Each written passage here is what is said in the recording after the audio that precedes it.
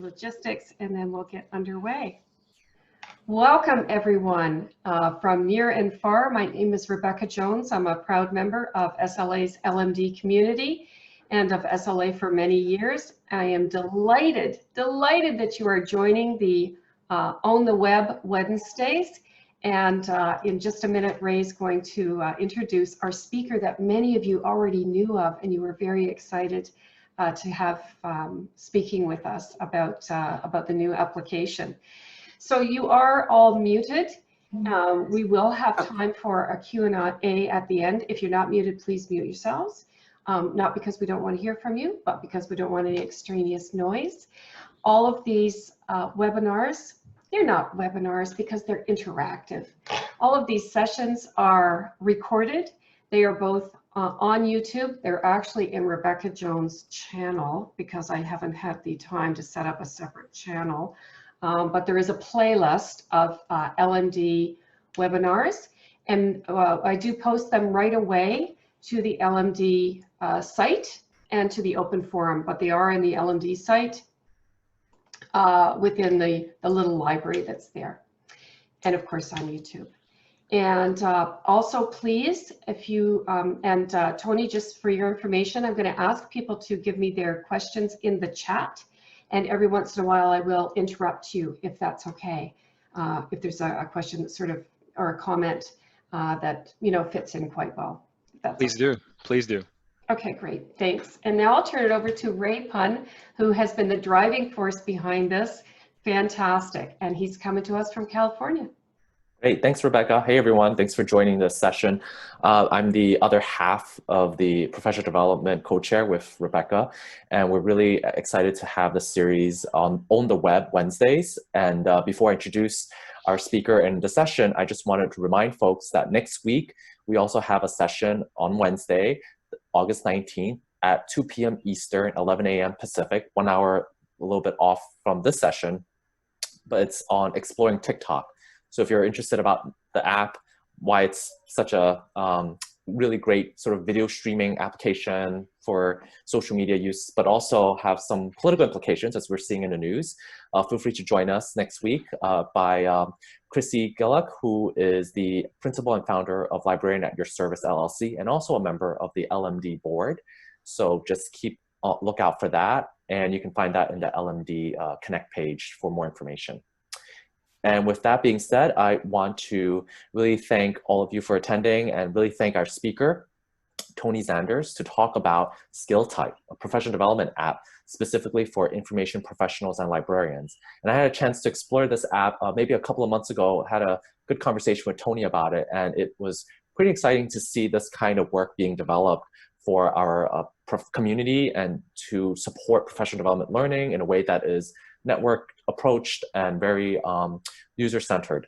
So Tony is an award-winning software entrepreneur, library technology executive, and founder and CEO of Skilltype. So Skilltype is a software company developing talent management tools for libraries. Tony was previously in executive roles in EBSCO and Ex Libris. He's also the inaugural entrepreneur in residence at the Boston University Libraries, advising the university librarian on talent management while designing new solutions in recruitment and retention for the university and its libraries. Please join me in welcoming Tony, and Tony, take it away. Thanks, Ray. Thanks, Rebecca. Thanks, everyone. It's so good to see new faces. I feel like I'm at a conference, and we don't know the next time that's going to happen. And so it's great to be here. Host privileges were just given to me. I'd like to just share my screen. Just bear with me one moment.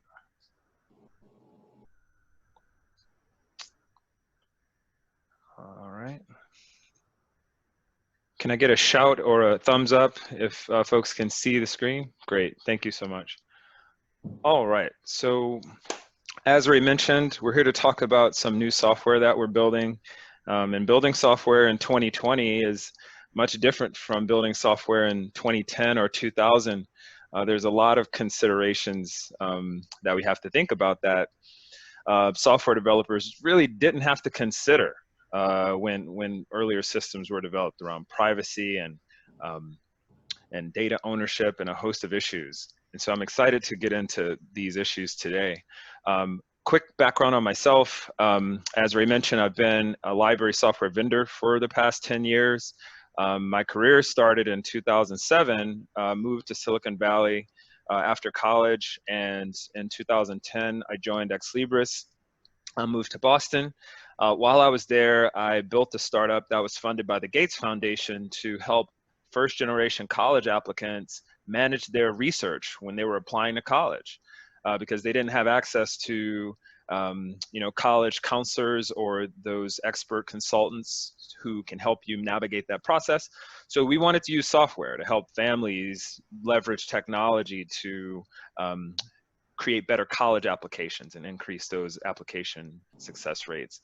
That company won an award, but we never figured out how to make money because we wanted to give it away to everyone. We wanted all families to have access to that for free. So I eventually had to close it down because we ran out of the grant money.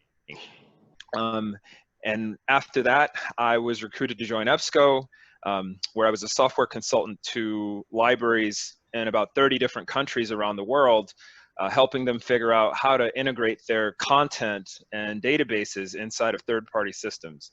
And so that was an exhilarating experience where I learned that we have a lot in common with one another, no matter which country or continent we're in, seeking to manage research. I was in that position, flying around a lot, but I was back home in my hometown of New Orleans. While I was there, I learned about a completely different part of the libraries and librarianship that I was never exposed to, which is personnel and people and professional development. And it was through conversations with people just like you who kind of made me aware that the profession itself hasn't really seen a lot of innovation in terms of growing skills and helping people navigate their careers. And as I got inspired to start doing some research and development, back in 2018, I decided actually to leave EBSCO and focus full-time on researching this particular issue. And that was, again, an amazing learning experience to really give me a glimpse of where librarianship as a profession came from, and also where it's headed in the future. While doing R&D, I was able to become the first entrepreneur in residence at the Boston University Libraries. And I'm still in that position, working on talent management and talent related issues, specifically in the libraries. Because of COVID coming to the US, at least in March, the libraries who were doing R&D with our team pushed us to launch Skilltype, exactly how it was, to support the sudden overnight working from home of many of their staff and colleagues. And for the past 6 months, really, we've been seeing a lot of usage of the platform we've developed for folks who are looking to develop new skills and expertise. And I'm thrilled to show you about what we're up to today. So I want to sort of give you the key insight that I gained through doing research and development, and it's sort of captured in this slide. This screenshot comes from the ALA website, which is coming back all the way to the first time there was ever a conference to come together amongst librarians and share knowledge, share expertise in a conference setting. 1876 in Philadelphia, that's almost 150 years ago, was the first time that, at least in the American Library Association, folks came together. And this was a light bulb moment for me because working for library software vendors, we had to go to these conferences, literally every conference, every year, the midwinter, the annual, and we went to all of them. And so we went to, maybe a dozen different trade shows and conferences a year, and even up through 2018 and up through COVID. And it made me realize that the way we share expertise and the way we collaborate and communicate and network amongst ourselves to develop and grow our skills, it hasn't really changed in the past 150 years. And that's sort of an issue. And I want to walk through some of the observations that I've made and our team are sort of using as design inspiration. This current model that we're in when we think about conferences, it has some issues with it if you haven't noticed. On the first hand, it's exclusionary. In order for you to actually attend one of these events, you have to be able to afford the airfare. You have to be able to afford a hotel. Not a lot of folks are able to do that nowadays. Even before COVID, these issues were very at the front and center. It's quite homogeneous. It's not reflective of the larger community that we're serving in our roles as information professionals, which is becoming more diverse. It creates inequity because the opportunities to grow your career and develop your skills oftentimes come down to who you know. And if you can't meet people because you can't afford to get to that event, you won't get to know that many people. And so your name won't come up in many conversations when roles are being considered and when new opportunities are being developed. You won't be on that email list, right? If folks say, do you know someone who has this expertise? Your name won't really come up if you've never been seen or had a handshake with someone. It's cost prohibitive, as we've discussed. Another issue is that this model of professional development monetizes user data. And so the way that conferences earn a lot of their revenue and professional development today is through having folks register for the conference and then selling that data to the vendors. And so this sort of flies in the face of many of the privacy-related issues we now are aware of concerning GDPR and data ownership and personally identifiable information. The model that we have today really doesn't care about any of these issues. It really is focused on trying to figure out how do we earn revenue from anywhere that we can. And again, it wasn't designed for a modern society with modern considerations around privacy. The design of these experiences is poor, both from an ADA compliance perspective, in terms of the Disability Act, whether it's in America or other countries, but also in terms of web accessibility and things like WCAG and making sure that the content that is created from these events and from professional development is accessible to as broad a community as possible. These things, again, weren't really considered. Conferences and professional development organizations don't have accessibility experts on staff who are paid. Again, this is a model that was designed a long time ago that we're carrying forward into today. Environmentally harmful, we think about carbon footprint. You're sort of starting to get the picture, right? That over the past 150 years, we have created a model and brought it forward into today. And a lot of the issues we're now seeking to solve around diversity, equity, inclusion, but also economic impact and increasing our salaries, increasing our wages, developing skills, a lot of them come down to this 150-year-old institution.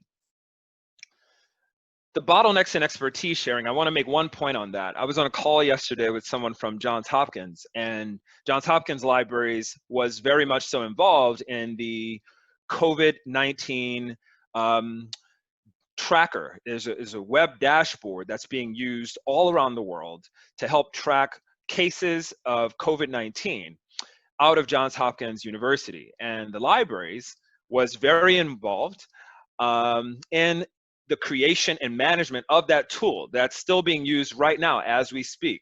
If you aren't familiar with the Johns Hopkins COVID-19 tracker, you can look it up. And this librarian I was speaking with there was expressing frustration at how difficult it was to share their experience and their expertise working on this project, which is very relevant today to all of us. There isn't really a mechanism to that person sharing that expertise instantly, immediately, in a way that will still be useful and applicable to folks who need that expertise and information right now. This 150-year-old model we're describing requires that individual to submit a call for proposals. And after 3 months, he may or may not find out that he got accepted. And then after that, there's another 6 to 9 months before they're able to actually share that expertise. Well, in the COVID-19 world, is information that's 12 months old any helpful? And so this model creates bottlenecks to share expertise, which is another issue that could actually save lives. In the future, quite different. And this is something we've developed some hunches and anecdotes around early on in our R&D. It's going to be much more inclusive of a professional development environment. It won't be about who you know, but about what you want to know. It will be much more diverse and representative, not just racially or ethnically or socially, demographically, but also globally, geographically. This will be a much more diverse environment for us to gain expertise in. It's going to be much more equitable. We're going to be rewarded for our effort, our merit, and our interest and our potential, not based on, again, who we know or the credentials we have. We'll be able to get the skills and expertise we need to serve in an information professional role. It's going to be more economical. The same open access and open source policies we've championed for scholarly research and for research, we're going to start applying those when it comes to professional development. It's going to be privacy focused. We won't be selling users data and doing things with users' personally identifiable information that they didn't give us permission to. The way we train and develop expertise will be compliant with the most stringent of privacy regulations like GDPR. It's going to be much more accessible, WCAG and ADA compliant. And it's going to be green. We're going to be mindful of the carbon footprint. We're not going to be flying all around the world just to shake hands and exchange germs. We're actually going to be virtual by default. And the in-person gatherings we have will make a lot more sense. It's going to be what we call hyper-local. And lastly, it's going to be more machine-driven. And so to be able to use things like machine learning and artificial intelligence to find the right expertise at the right time based on my interests, right? And so this is sort of a glimpse of the future that we are starting to build today here at Skilltype. And so what exactly is Skilltype? It's a software platform designed just for you and me, information professionals, and our teams to analyze our expertise, to develop it and grow it and develop new skills, but also to share that expertise. Because we don't just want to analyze it and know what we can do just for fun. We actually want to put it to use, both in our organizations, but also collaboratively, whether it's through projects and other things. And so analyzing, developing, and sharing our expertise. This is what we're working on at Skilltype. And so firstly, we built a skills API, which is an application programming interface, just for librarianship. And this skills API has over 600 skills that come from core competency frameworks like the one at SLA, among others. And what we did was we made these machine readable. We packaged them into a descriptive framework that we can use to describe people, organizations, resources and opportunities to grow our skills. And this API is one that we're opening up for other software developers to be able to use in other contexts that aren't related to Skilltype. Because this type of work, to our knowledge, hasn't been done yet when it comes to the expertise that's unique and specific to our profession. And so this is one part of the equation, is around analyzing our skills and expertise using this technology. The second piece, around developing expertise, we've created a global professional development database that is looking at all of the expertise we share, but right now it's locked up inside of websites, whether it's a WordPress site for a conference, or a Drupal website for a professional association, or a YouTube channel. As Rebecca mentioned, the videos are hosted on right now.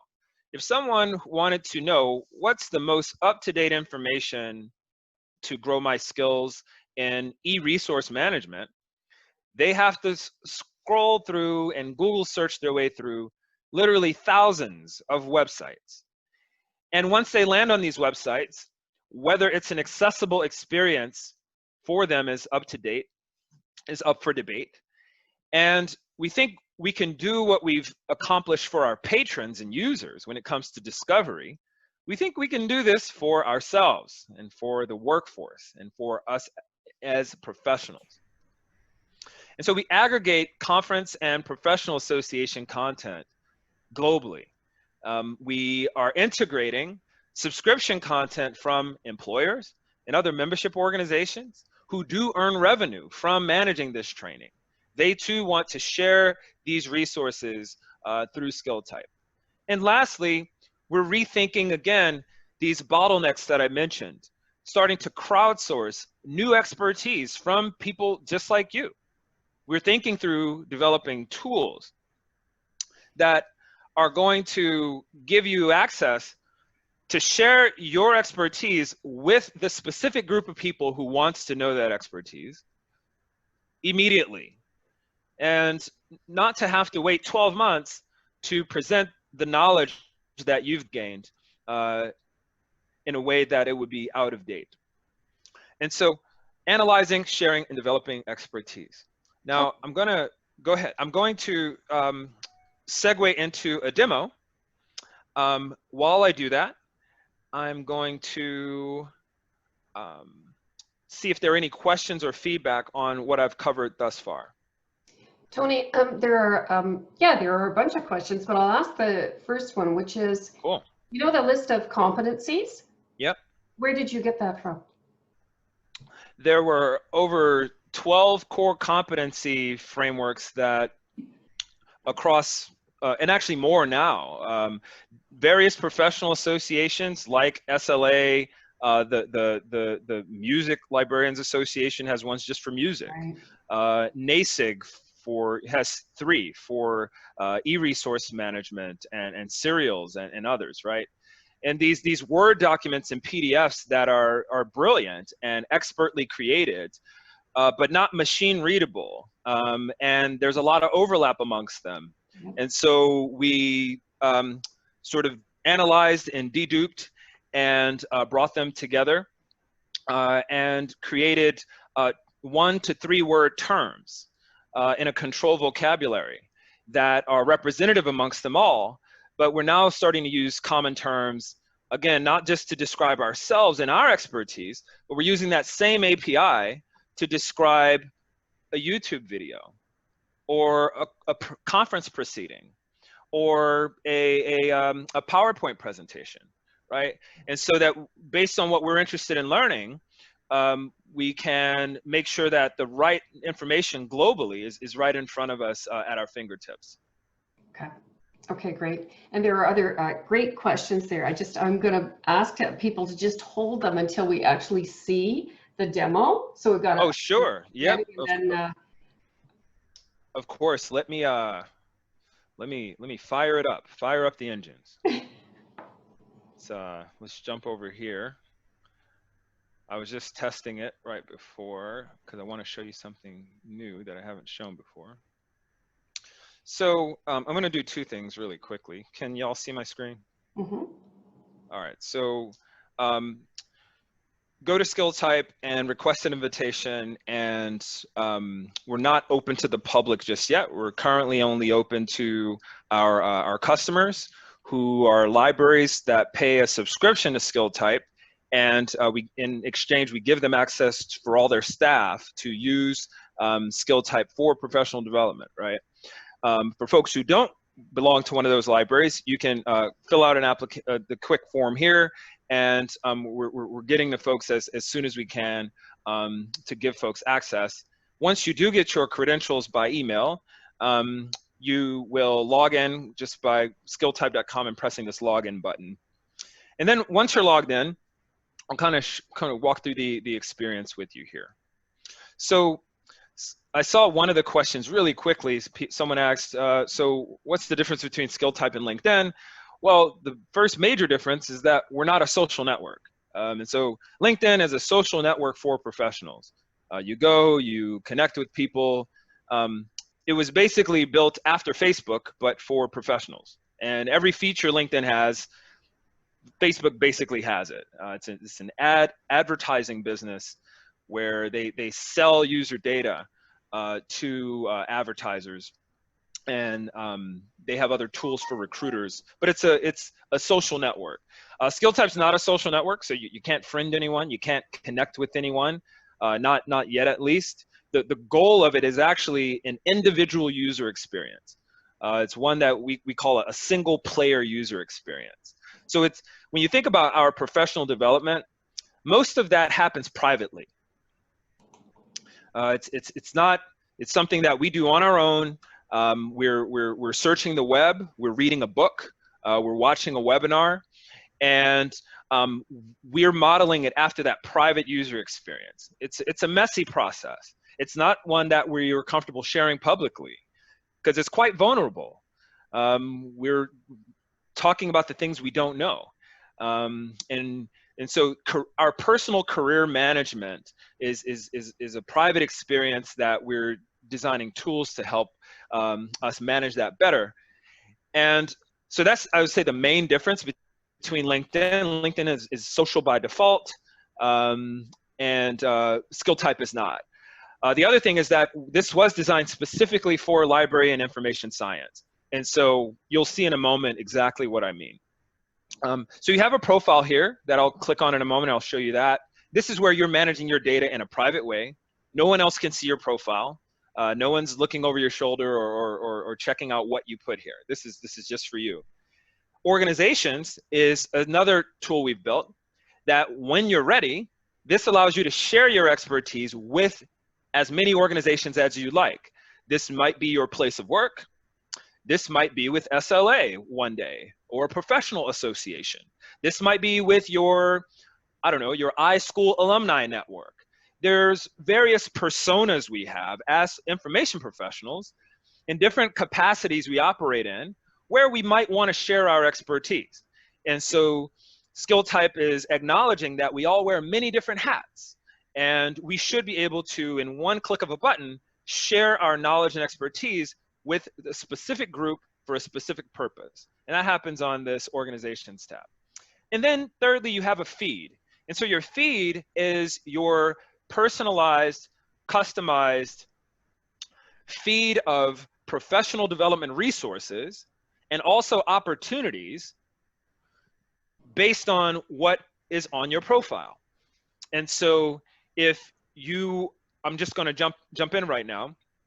So on my profile, I'm going to walk through sort of the different sections here. And before I do that, if someone can let me know if this is legible, I'm going to zoom in a bit in case folks can see. Is it good? Okay. Yeah. All right. So I'm going to come back to the organization section up here. That will be sort of my grand finale. So skills is where I want to start. And so I mentioned this vocabulary of skills we have that you'll see is pretty exhaustive. It's coming from these core competency frameworks I mentioned, but again, we've boiled them down into a term. And there's over 600 of them now. Most of them are related to the different forms and variations of librarianship, but you also have non-librarianship related things as well, because in most of our organizations, upwards of a third of our jobs are not librarian jobs, but it's more related to business or HR or IT or data and statistics, right? And so we also include skills that libraries use outside of that, what I would call, I guess, library adjacent. And so those skills you'll find very specific to our field, but also things that are more generic that we use in our organizations, like budgeting or business continuity, right?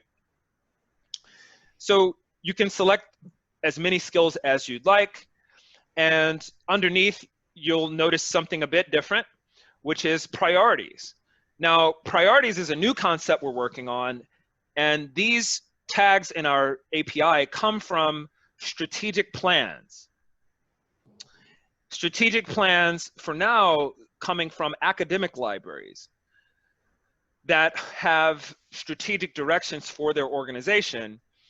And we've analyzed those, over 300 of them, and concluded that there were about 57 different strategic directions that an academic library could take. These are growing in number as we start to work with non-academic libraries who have different strategic directions. And so what we've done at the organizational level for strategic directions, we map that to our personal experience, and these are called priorities. So for example, diversity, equity, and inclusion. It's not that I can be an expert in that. It's more so that I'm passionate about it, or it is a priority of mine. It's something that gets me up out of bed in the morning to work in a library. And so these are not skills per se, as much as they are priorities for my career. We then have interests. Interests are coming from the same control vocabulary as skills, but this is a different instance. These are for things that I don't know. I'm not comfortable taking on work in this area, but I do want to learn and develop my expertise in this area. And so we call out interests, and this is the first time that, from our understanding, this data set is being collected. And so at an organizational level, we don't know what all of our staff members are interested in. There's not really a place to capture our interests. And so this data is helpful for professional associations who want to create webinar content, and you want to know what type of trainings you should do. Well, Skilltype can share, allows a person to share their interest data with you as you're making plans. So again, different from skills. And then lastly, we have product experience. So this is a type of expertise that's not a generic skill, but it's related to our knowledge of a particular product or service. For most of our jobs, we are required to understand and have expertise in a product or service that comes from a vendor, or it may be open source or free product. And so we have right now about 400 of these products and services that are used in libraries. You'll notice ones that are not library specific, like the Adobe Suite, but you'll also notice things that are very specific to libraries, like Archivematica or Archives Direct. You'll see things like the EBSCO products and services, or Ex Libris and others. And so this is a different type of expertise we each have that's not represented in a quote unquote skill. And so as you start to fill out your profile, you quickly know the difference between LinkedIn and Skilltype, because LinkedIn doesn't have the depth of vocabulary to really acknowledge the expertise we each bring to our organizations. And they never will. It's not a system designed for our profession. So you'll notice as you're building out your profile that some of these are links. So for example, if you click on one of them, you're going to be brought to a topical feed that has professional development resources and opportunities specific to that product, specific to that skill. And I'll come back to this in a moment, but I want to go back to our profile to show you a similar thing for skills. And so say, for instance, analytics. That's something that we're either skilled in or we want to gain skill in. When you click on that, you're able to see videos, presentations, articles that are coming from trusted sources around the world in our community, whether it be a professional association like IFLA or coming from a vendor's YouTube training feed. And so conferences and all of this content is now being aggregated in one space. And that's what happens when you click on one of those feeds. When you click on your main feed, you will have, again, an aggregation of these resources and opportunities based on all of the tags that are on your profile. And so if you log in one day and you don't have a specific thing in mind, the reason you're coming to the app is you have 1 hour and you don't want to waste that hour, because at 2 o'clock you have a meeting and you just want to make sure that if I'm going to spend an hour looking at videos or watching presentations, that it's at least coming from sources that I trust, and it at least is about information that I actually care about. what happens when you go to a website that has hundreds of these for a conference, you spend most of that time actually navigating, reading the abstract, curious about if this is actually something that I need. Our goal here is to take the work out of learning. And when you want to learn and you have 30 minutes, that 30 minutes is the best 30 minutes that could be possibly spent. So I'll click on one of these. For example, this is actually the webinar that we're on right now. In preparation for this talk, I decided to add it. And so you can add new items here on the left by clicking Add Item. But I decided to add this. Right now, we're not hosting any of this content. We're simply linking out to it. And so you can think of Skilltype today as sort of like a bookmarking tool that's smart. And we're bringing in all of these links. When you click on it, in this case, we link directly to this registration page. When the video for this webinar is live, we'll associate that video from YouTube, from Rebecca's feed, as she mentioned. We'll associate that with this item. And where we're going with this in the future is for the video itself to be embedded right here inside of the screen. And so I'll give you an example, a sort of real life example of that. So I brought up this Folio example, which is an open source library services platform that I think is sort of cool and cutting edge. They had a webinar 14 days ago. And as you can see, this webinar is 57 minutes long, 40 seconds. The reason why we're interested in embedding that video right here is because if Ray or Anna or Geraldine or anyone watches 57 minutes and 40 seconds about BibFrame or about user experience, we believe at Skilltype that you should get credit for that. That you should actually be credited with that 57 minutes. That after the end of, say, 12 months, when you look at the end of a year, you say, wow, I actually spent 30 hours learning about BibFrame? Huh. I wonder if that counts for something. I wonder if I could actually use that data point to illustrate the amount of learning that I did. Perhaps I want to use this in my organizational setting during a performance review.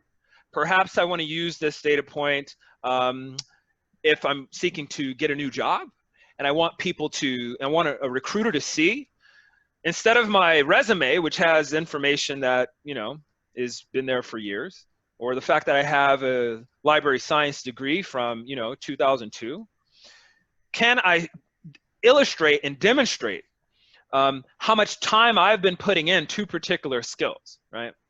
And so this is something we're very interested in the potential in, which is one of the reasons why we will begin to embed this content. A lot of questions may come up there because it's a new way of thinking about this. Before we open up for questions, I want to sort of put the cherry on top here, which is what happens when you click on organizations here. So organizations, as I mentioned, I'll go back for folks who've just joined and just quickly recap. Skilltype, again, is a software platform for analyzing our expertise, developing our expertise, and sharing that expertise. And so these are sort of the three activities that you'll find on Skilltype. And so we talked about analyzing it a little bit. We talked about developing and growing it through these different sources of content that we're integrating into Skilltype. But I want to talk about the sharing component.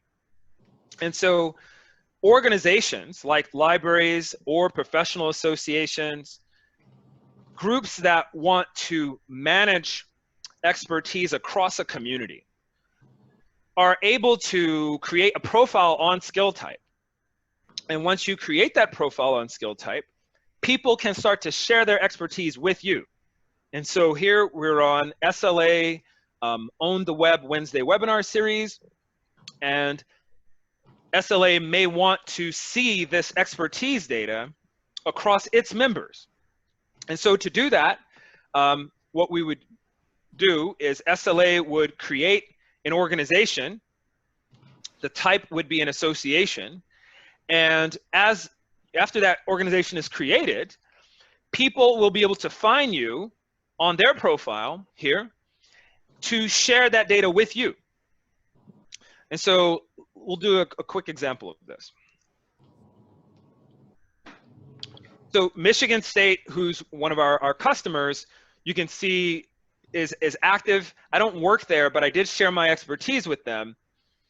And as a result, the action button here is saying disconnect. That means if I want to pull my expertise back, I'm able to do that.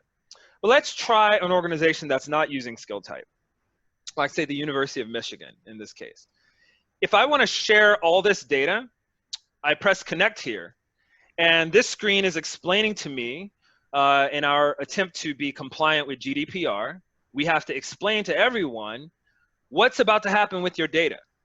Because there are people who don't want anyone to see their personally identifiable information or their skills, right? And so we have users right now who are just using Skilltype alone. Again, it's a single player experience. But for those who do want to share that expertise with organizations, they're able to do that. And once you decide to do that and you submit the request, that is going to go to that organization. And there's a separate experience that I won't get into in this webinar on what that organizational experience is like. I'll give you a quick glimpse. As an organization manager or administrator, there's an entirely different experience for me to receive that expertise data and manage the people that are in our community, right? And so, again, that's how Skilltype earns revenue. We charge organizations to manage the talent and expertise across their community. But I want to stop now, being mindful of time, and see if there are any other sort of questions or things I can show. Oh, there are a lot of questions. And so Great. I'm going to give people their opportunity to ask their question if they want themselves. And so Jennifer, I'm going to assume that he did just answer your question about being sustainable, about money. And if that's not right, just type it in and I'll ask you to ask a little bit more. Sharon's asked a bunch of questions, so I'll try to put them together. Sharon, and if I don't get this right again, let me know. So I asked you about getting the listing of skill types. She also wondered, is there sort of a definition of how you're defining skill? Like you've given us a pretty good overview of, you know, what interests are and what's the other one? Product knowledge, priorities, etc. Yeah, but sort of your definition of skill. Yep, just really quickly, and when you create your profile for the first time, the definition is there, but it sort of disappears once you start adding skills. But the definition we're working with is things you're comfortable doing on the job today. Okay. And so if you list a skill, you should be ready for an organization to ask you to put that skill to use. Right. It should be something that you know, that expertise should be one you're willing to demonstrate, as opposed to an interest. Which is something you're not quite ready to put to work, but you're interested in it, you want to develop that, and that's sort of our working definition. Okay, and you are always adding new skills? Yep, I think it varies. We've seen, if you think and consider age demographics and years of experience, and so folks using our platform that are coming out of iSchool, they have way more interest in skills. Folks who are sort of well mature into their careers have many more skills than they do interests. But it's not set in stone. You are able to change and update this as you please, knowing that when you connect to an organization, you've established a real-time feed of these changes. Right. And so that organization, if you add on license negotiation to a skill tomorrow, and that organization refreshes their dashboard, they will now see that license negotiation skill of yours. And if you take that away, they won't see it anymore. So it is a real-time feed of your skills, your priorities, which do change from time to time. Okay. Okay, and get ready, Ann Barker, because I'm going to be asking you for your questions. But Geraldine asked, right now you're talking mainly about information professional, library science, information science skills. Is it also going to cover the archivists, records managers, other information pros? Yeah. Yes, and it does to an extent today. We always are identifying new core competency frameworks across what we call the GLAM sector. And so Right. this is sort of galleries, libraries, archives, museums, special libraries, writ large. And so we learn a lot from organizations like IFLA, the sort of, both the niche associations and organizations, but also the global ones as well. It's a great question because we're constantly sort of defining the scope, because we don't want to go sort of too far outside of that. It starts to bleed into things that aren't really relevant to information professional, but there's a blurry line when you start to think about the technology industry. And so we do put some parameters around them, but our users give us feedback all the time. I'll show you, for example, a quick tool we had to build because we do get a lot of feedback. When you're editing your profile, there may be a skill that we don't have. That's actually quite likely because we're still early on. So we built a tool, a skill suggestion tool, and people submit skills all the time that we don't currently have in the vocabulary. We have a dashboard that we can see these suggestions that we get, and we monitor them, and based on the number of votes they get, sometimes it's just really obvious, like, oh yeah, duh, we should have, that should have been in there. But sometimes it's things that we aren't aware of, and so we wait to see how many times, and then we can convert that into the actual API. And so it's a fluid process, and our community is very engaged, and as librarians are, in giving feedback and helping to build things out.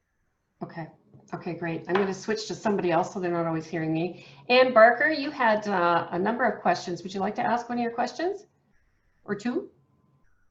Sure. I mean, I had a lot of specific questions about the platform, like the interface. I'm assuming y'all can hear me and speak up if you can. Yep, we can hear you. But I think my largest question is kind of in terms of who's getting paid for the content. How are you getting the content? Are you relying on people to give it to you for free, or if professional associations submit conference materials, their own materials that they've produced, are they going to be paid for that content? If they want to be. Most don't. And so the ones that we currently have on the platform provide their content open and available on the web for anyone. But the main reason they're loading it is because it's not all that discoverable, and the actual usage and of that content after the live event has taken place, it decreases time over time, even though it's very good expertise that was shared. And so we're creating a distribution mechanism for these conference organizers, for content providers, to get more traffic to the content they've already created, right? So that's sort of the first value proposition on why an organization's adding content. Then there's paid content that they charge for. And in that case, the person who registered for that conference has already paid the conference for access to that presentation or access to that training. And so what we're doing is creating a tool that limits access and scope of who can access that particular training to the approved list that the organizer gives to us. So if it is a paid piece of content or training, and they want to limit access to that to the people who've actually registered and paid for that conference, they will be able to do that as well. And so Skilltype's not paying them for the content. We are distributing it, making sure that the right individuals in the community get access to it. We're marketing it for them, increasing usage and traffic on that content. So then does that conversely mean that those associations are paying you to distribute their content? Currently, they're not. Currently, no. We just started to work with these associations. We're actually going to be announcing something about this in the coming weeks. We haven't really built out the experience for conference organizers whose main intention on Skilltype is to manage content.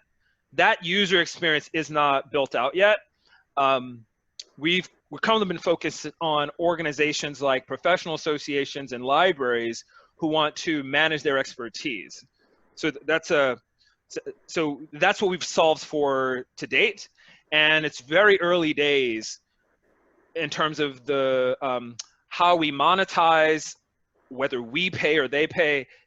Those questions around working with the content providers are questions we haven't tackled yet.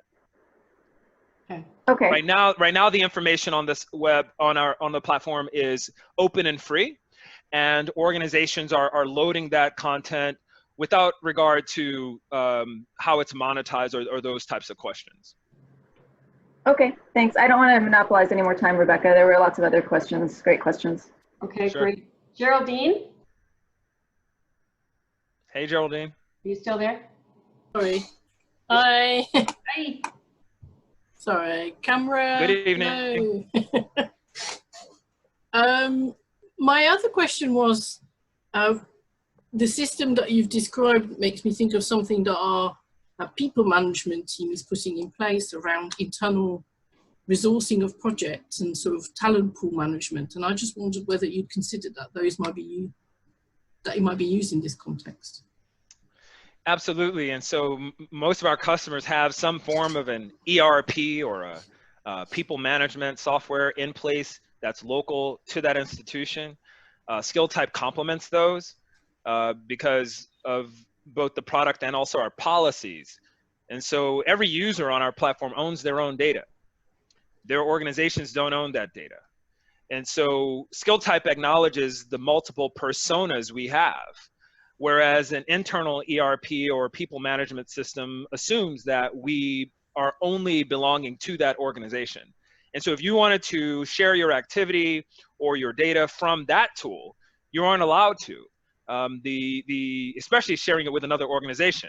And so we've been working on both technology, but also policy that is mindful of the complexity of our professional interactions.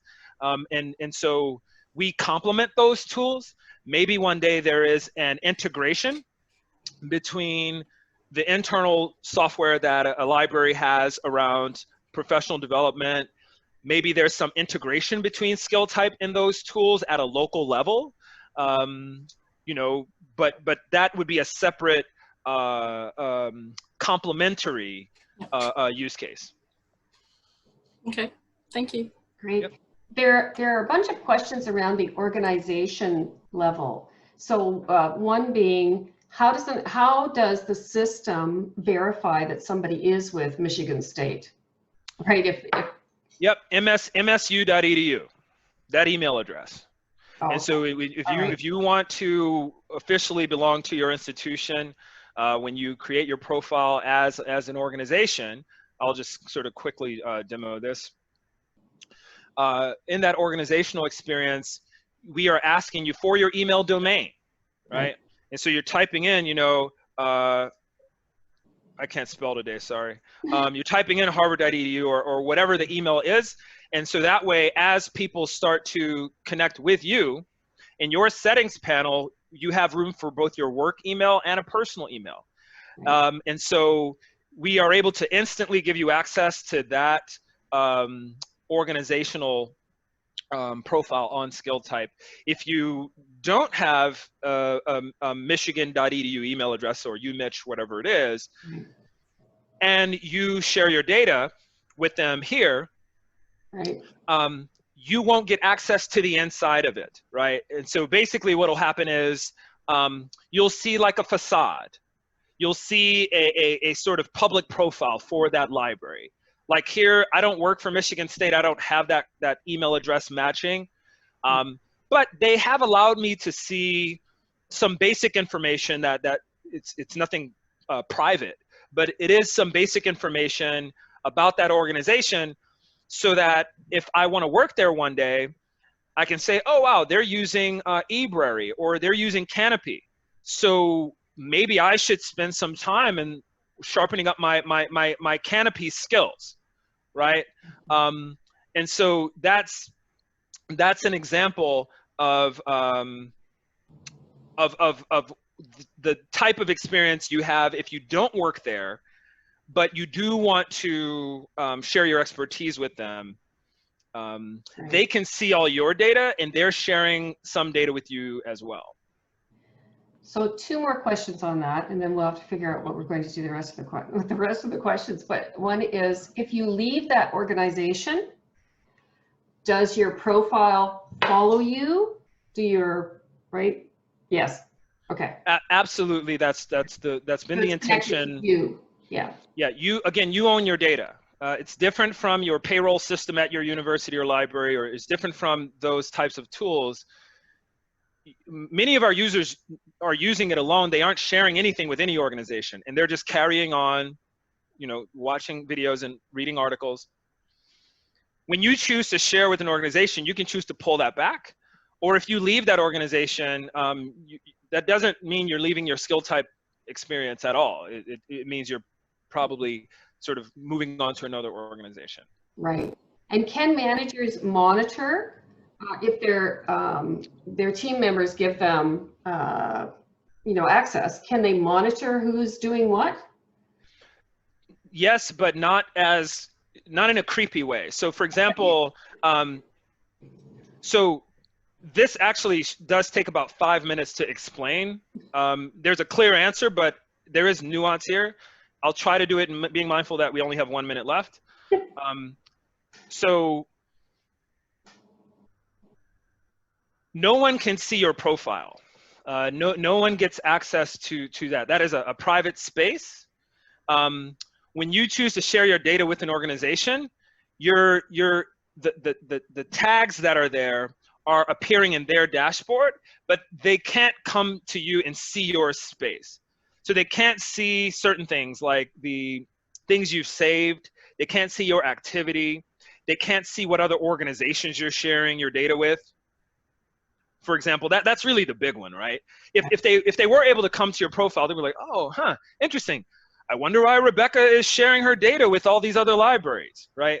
That's not really the business of those managers. Those managers have a specific reason why they're logging in, which is not Rebecca's entire life, but it's her involvement and role in our organization. So we're basically making a copy of of certain data of yours that you do approve of, and making that data available in their organizational context. But you have a much richer Skilltype experience that they can't just kind of pull back a curtain and look at. Okay, great. We are not under time constraints, but I do realize that many of our participants may be, and you might be, Tony. Who knows? No, I don't have a life. Organization to run. No, I'm all yours. But what I'd like to suggest, if it's okay with you, is there are some really good questions. There's actually one here around consortia, library consortia. And so I'm going to send you the chat. I'll also obviously link you to the video so you can use it however you like. Might be useful for you instead of redoing this with another organization. But maybe we could ask you to write a little blog post that addresses some of the questions. And you could use that for Skilltype as well. Wow, that'd be cool. Would that be okay? Yeah. Okay, great. Ray, did you want to say a final thank you? Yeah, I wanted to thank everyone for attending, for being so active with the questions, and of course, Tony, for sharing your time with us and your thoughts and responses. Very, very great. And stay tuned for next week's session for those who are interested. Yeah, Tony, do join us again anytime. I can't wait till the next time. Okay, great. Yep. Thank you so much, everybody. Thank you. I'll end this so I can get the tape and put it up. Sounds good. Bye. Bye.